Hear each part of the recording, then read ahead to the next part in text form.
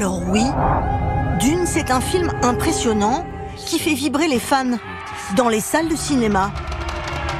Mais Dune, c'est surtout un livre qui a révolutionné l'univers de la science-fiction dans les années 60 et qui va se révéler très souvent prémonitoire. Alors pourquoi le roman de Frank Herbert est un phénomène de la littérature de science-fiction?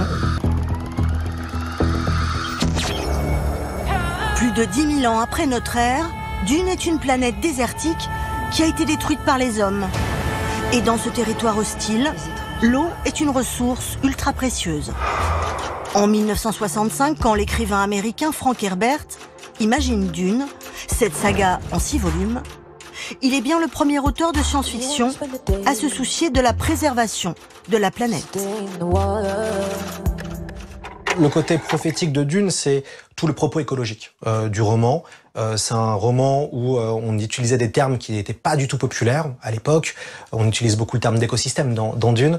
Il y a tout un travail qu'a fait Frank Herbert pour rendre cohérent son monde, qui fait que c'est un roman qui continue de nous parler maintenant. Avec ses personnages féminins puissants, des guerrières, des princesses rebelles ou des prêtresses redoutables, Dune est aussi le premier livre qui valorise la femme à une époque où la ménagère américaine est encore une héroïne dans sa cuisine. Dans cette moderne cuisine presse-bouton, comme l'appellent les New-Yorkaises.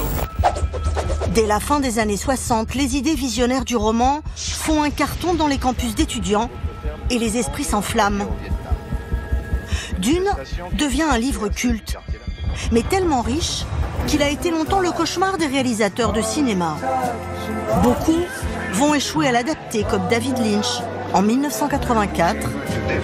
Le seul qui s'en sort à chaque fois, c'est Denis Villeneuve qui signe aujourd'hui son 2e film, particulièrement fidèle à la saga mythique.